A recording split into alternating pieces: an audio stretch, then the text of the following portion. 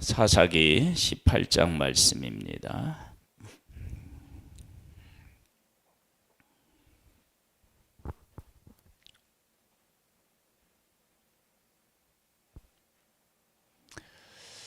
하나님께서 하나님의 백성들로 하여금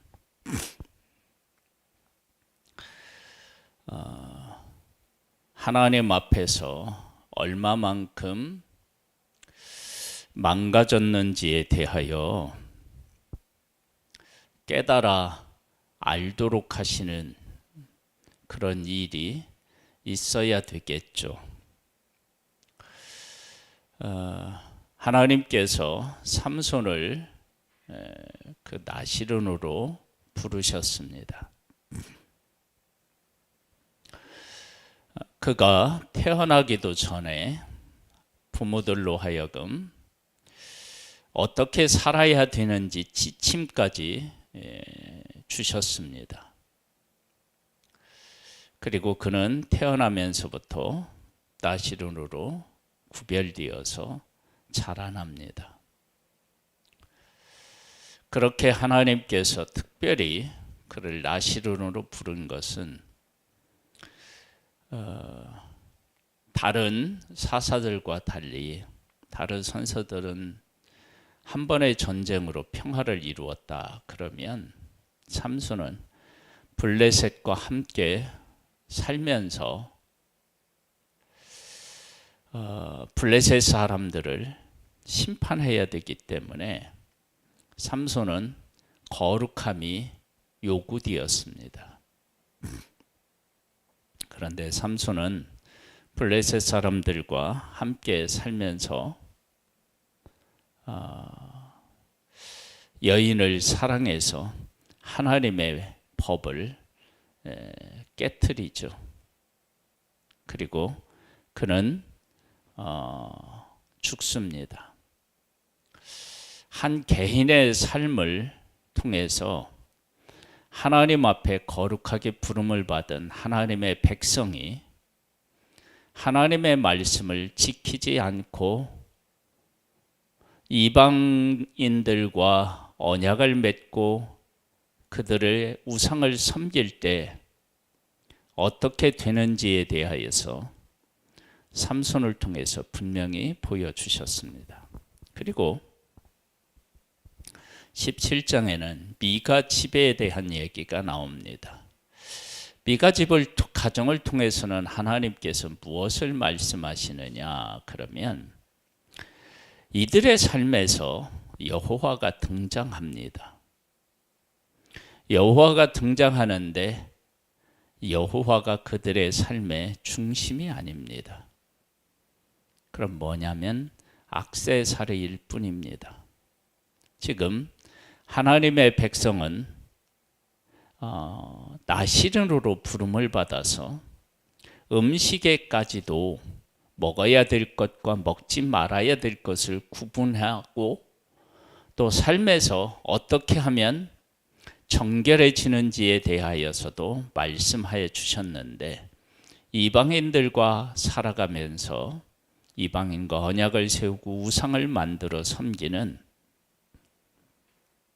즉 하나님의 백성이 하나님을 주인으로 모시고 경외하며 살아야 되는데 악세사리로 여기고 살아가고 있음을 잘 보여주고 있습니다.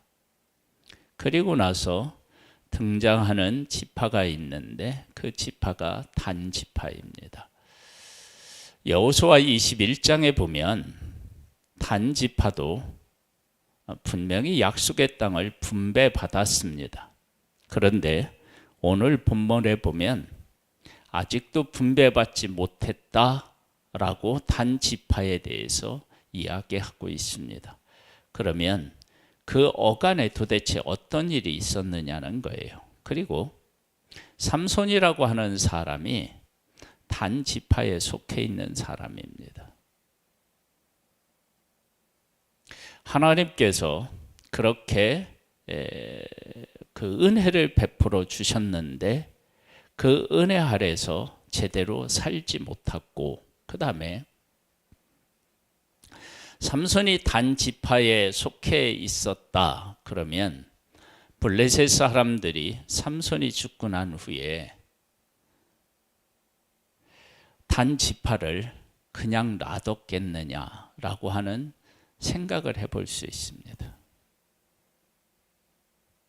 만약에 블레셋 사람들이 단지파를 괴롭힌다 그러면 이 단지파는 자기들이 분배받고 살고 있었던 땅에서 평안히 살 수가 없었을 것입니다. 단지파가 땅을 분배받지 못했다라고 하는 것이 분배받지 못한 것이 아니라 여호수아 21장에 나온 것처럼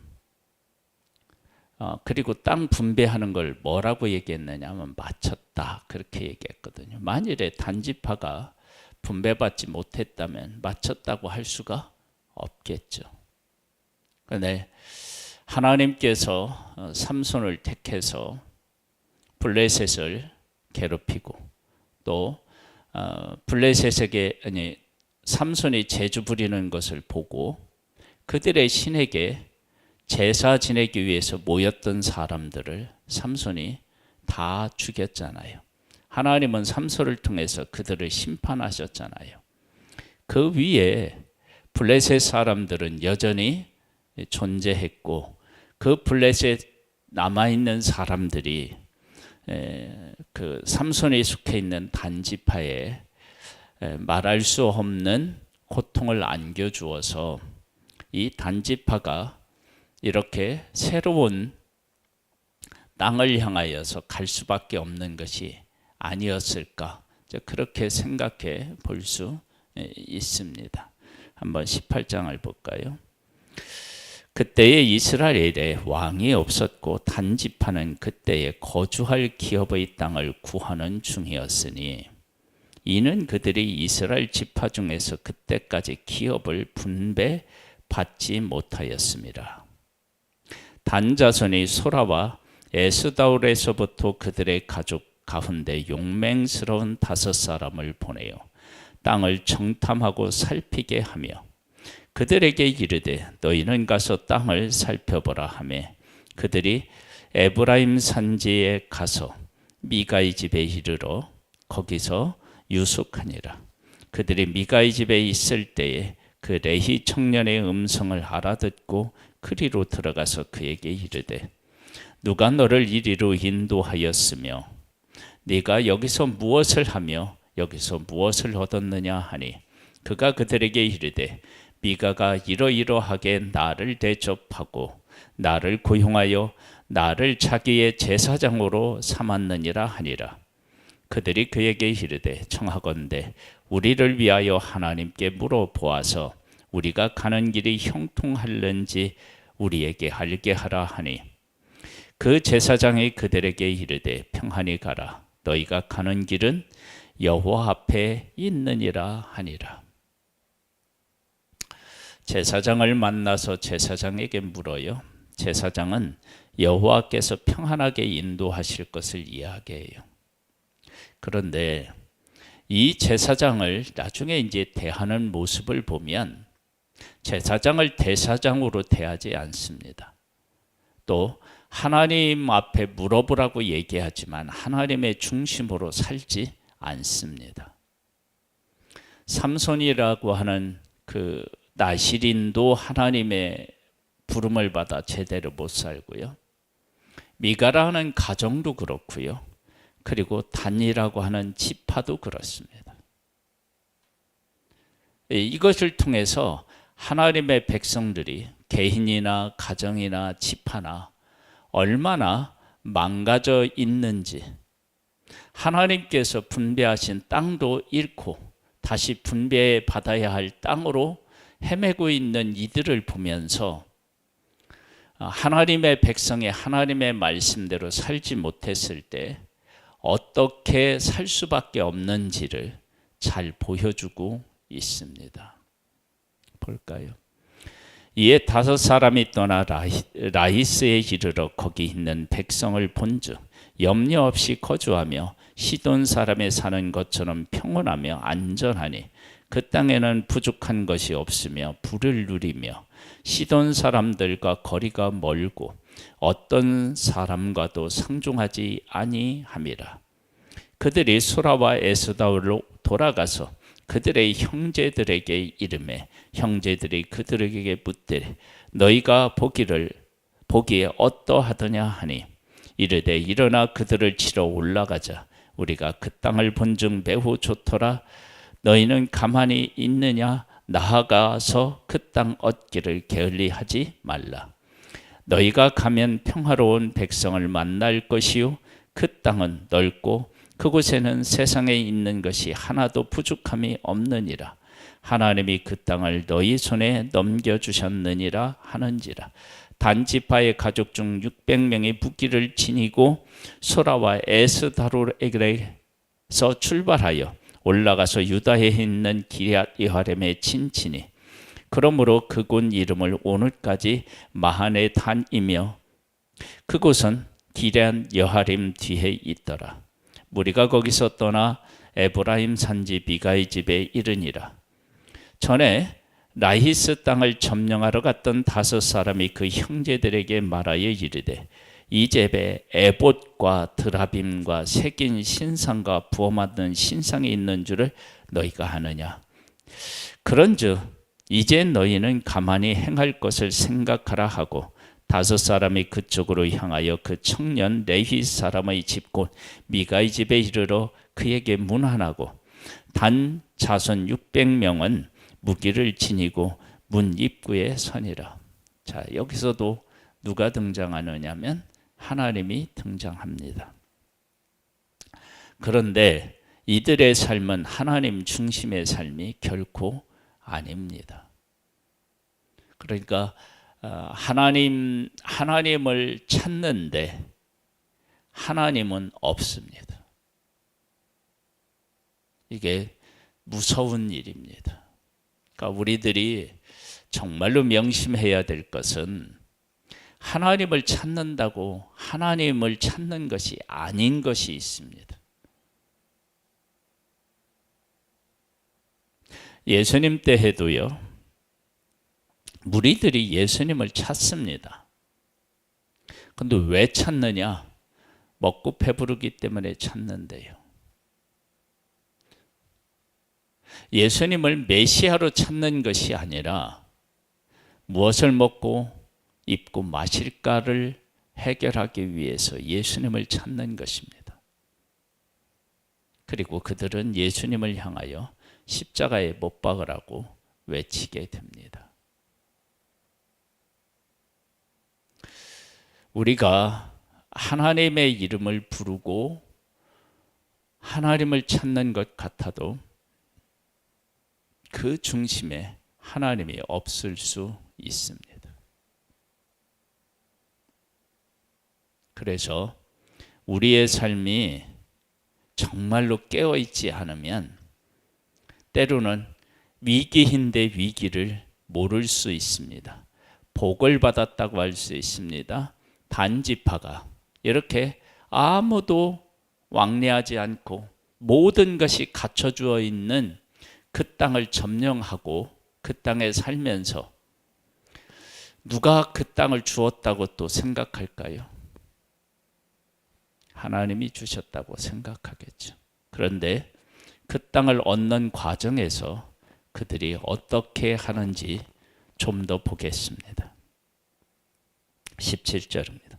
그 땅을 점령하러 갔던 5 사람이 그리로 들어가서 새긴 신상과 에봇과 드라빔과 부어 만든 신상을 가져갈 때에 그 제사장은 무기를 지닌 600명과 함께 문 입구에 섰더니 그 5 사람이 미가의 집에 들어가서 그 새긴 신상과 에봇과 드라빔과 부어 만든 신상을 가지고 나오매 그 제사장이 그들에게 묻되 너희가 무엇을 하느냐 하니 그들이 그에게 이르되 잠잠하라.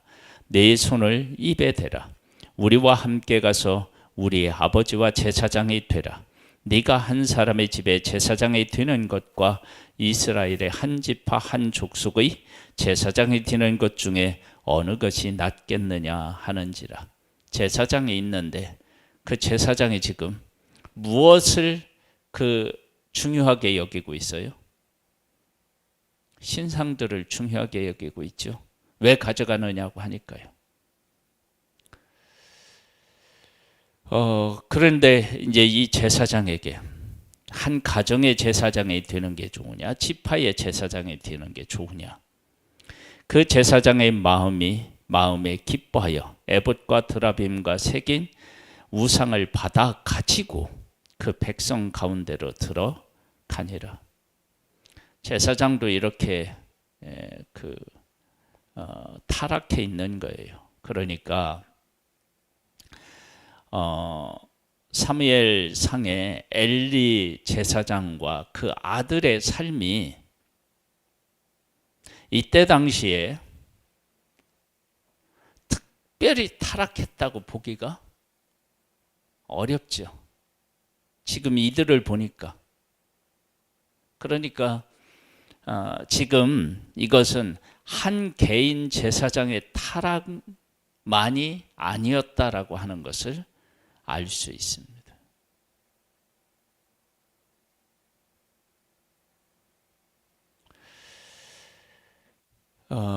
이런 어두운 시대가 하나님의 백성들에게 임한 것입니다. 볼까요? 그들이 돌이켜서 어린 아이들과 가축과 값진 물건들을 앞세우고 길을 떠나더니 그들이 미가의 집에 멀리 떠난 때에 미가의 이웃집 사람들이 모여서 단 자손을 따라 붙어서 단 자손을 부르는지라 그들이 얼굴을 돌려 미가에게 이르되 네가 무슨 일로 이같이 모여가지고 왔느냐 하니 미가가 이르되 내가 만든 신상들과 제사장을 빼앗아 갔으니 이제 내게 오히려 남은 것이 무엇이냐 너희가 어찌하여 나더러 무슨 일이냐고 하느냐 하는지라. 단자손이 그에게 이르되 네 목소리를 우리에게 들리게 하지 말라. 노한 자들이 너를 쳐 네 생명과 네 가족의 생명을 잃게 할까 하노라 하고 단자손이 자기 길을 간지라. 미가가 단자손이 자기보다 강한 것을 보고 돌이켜 집으로 돌아갔더라. 그러니까 지금 이때는 무엇이 지배했느냐 그러면 힘의 논리가 지배한 거예요. 제사장도 미가의 집에서 은혜를 베푼다. 그러니까 가요. 갔는데 제사장이 있는데 하나님을 섬기는 것이 아니라 신상들로 가득 차요. 그리고 단지파도 하나님을 찾는데 뭘 챙기느냐? 신상을 챙깁니다. 하나님을 고백하면서 하나님의 제도에 의해 하나님이 세우신 제도에 세워진 제사장을 찾으면서 그 제사장을 다루는 데 있어서는 하나님의 뜻대로 하지 않습니다. 힘의 논리로 합니다. 그러니까 이것이 지금 하나님의 백성들의 삶을 보면 정말로 암담한 거예요. 이러한 하나님의 백성들을 위해서 하나님께서 사사들을 세우시고 그다음에 이제 우리가 이제 이 사사기하고 룻기 지난 다음에 사무엘 나오는데요. 이러한 때에 하나님께서는 사무엘이라고 하는 마지막 사사와 첫 선지자를 세워서 하나님의 백성을 새롭게 하는 모습을 보게 됩니다. 그런 모습을 통해서 하나님께서 아브라함과 언약하실 때 쪼갠 고기 사이를 이 하나님이 지나가셔요. 하나님께서 아브라함과 하신 약속을 이루시겠다고 하셨는데 그 약속에 따라서 지금 하나님의 백성이 이렇게 타락했음에도 불구하고 그들을 품고 그들을 새롭게 하시는 그런 하나님을 보게 됩니다. 볼까요? 단 자손이 미가가 만든 것과 그 제사장을 취하여 라이스에 이르러 한가하고 걱정 없이 사는 백성을 만나 칼날로 그들을 치며 그 성읍을 불사르되 그들을 구원할 자가 없었으니 그 성읍이 베드르홉 가까운 골짜기에 있어서 시돈과 거리가 멀고 상종하는 사람도 없음이었더라. 단 자손이 그 성읍을 세우고 거기 거주하면서 이스라엘에서 태어난 그들의 조상 단의 이름을 따라서 그 성읍을 단이라 하니라. 그 성읍의 본 이름은 라이스였더라. 단 자손이 자기들을 위하여 새긴 신상을 세웠고 모세의 손자요 게르솜의 아들인 요나단과 그의 자손은 단 지파의 제사장이 되어 그 땅 백성이 사로잡히는 날까지 이르렀더라. 하나님의 집이 실로에 있는 동안에 미가가 만든 바 새긴 신상의 단 자손에게 있었더라. 하나님께서 애굽에서 종살이하던 그들을 모세와 아론을 통해서 구원하여 시내산에서 율법을 주고 광야를 통과하게 하셔서 하나님의 백성을 하나님의 군대로 세워서 약속의 땅을 그들에게 주셨습니다. 그들은 하나님께서 하신 일, 전쟁을 통해서 하나님이 하신 일을 안 사람은 하나님을 섬겼지만 전쟁을 알지 못하던 그 후세 사람들은 하나님과 하나님께서 하신 일을 알지 못합니다. 그리고 이제 하나님은 하나님으로서 하나님의 백성에 자리하는 것이 아니라 하나님의 이름은 있는데 우상과 더불어 혼합되어서 이것은 하나님을 찾는 것이 아닌 것이 되어버렸습니다. 이들을 하나님께서는 하나님의 백성으로 다시 세우셔야 됩니다. 세우실 때 이제 우리가 잘 아는 대로 레위 사람과 첩에 대한 12 토막 살인에 대한 그런 얘기가 이제 또 이어지고요. 또 그렇게 하다가 한 지파가 지금 사라질 위기에 처하게 되는 그러한 모습을 보게 됩니다. 우리가 진짜 위기는 언제 오느냐 그러면 하나님을 찾는데 하나님이 없을 때 그때 정말로 위기가 옵니다. 우리 말세를 당해서 하나님을 찾을 때 정말 하나님을 하나님으로 알고 그 하나님을 찾는 그런 복된 우리가 되기를 소망합니다. 하나님 아버지, 삼손에게도 하나님이 있었고 미가에게도 가정에서도 하나님을 찾고 단지파도 하나님을 찾습니다. 그런데 그들의 중심에 하나님이 없습니다. 이것이 얼마나 큰 위기인지를 그들은 깨닫지 못했습니다. 하나님 아버지, 우리가 하나님 아버지께 예배를 드리고 하나님 아버지께 기도를 드리고 하나님의 말씀을 읽으면서도 하나님이 없고 내가 주인이고 세상의 법과 세상의 우상의 것들이 내 삶에 찾아와서 내 삶에 가득하다면 이게 어찌 하나님을 찾는 믿음이라고 말할 수 있겠습니까? 주님, 우리에게 은혜를 베풀어 주셔서 하나님을 하나님으로 인정하고 예수 그리스도의 십자가를 정말 믿음으로 고백하고 그 가운데 거하면서 하나님과 함께 살아가는 복된 삶이 되기를 원합니다. 주의 영을 우리에게 보내주셔서 이 사실들을 깨달아 알고 고백하는 믿음의 사람 되기를 원합니다. 은혜 위에 은혜로 함께 하실 하나님을 소망하옵고 예수 그리스도의 이름으로 기도드립니다. 아멘. 하늘에 계신 우리 아버지여, 이름이 거룩히 여김을 받으시오며 나라에 임하옵시며 뜻이 하늘에서 이룬 것 같이 땅에서도 이루어지리이다. 오늘날 우리에게 일할 양식을 주옵시고 우리가 우리에게 죄 지은 자를 사하여 준 것 같이 우리 사하여 주옵시고 우리를 시험에 들게 하지 마옵시고 다만 악에서 구하옵소서. 대개 나라와 권세와 영광이 아버지께 영원히 있사옵나이다.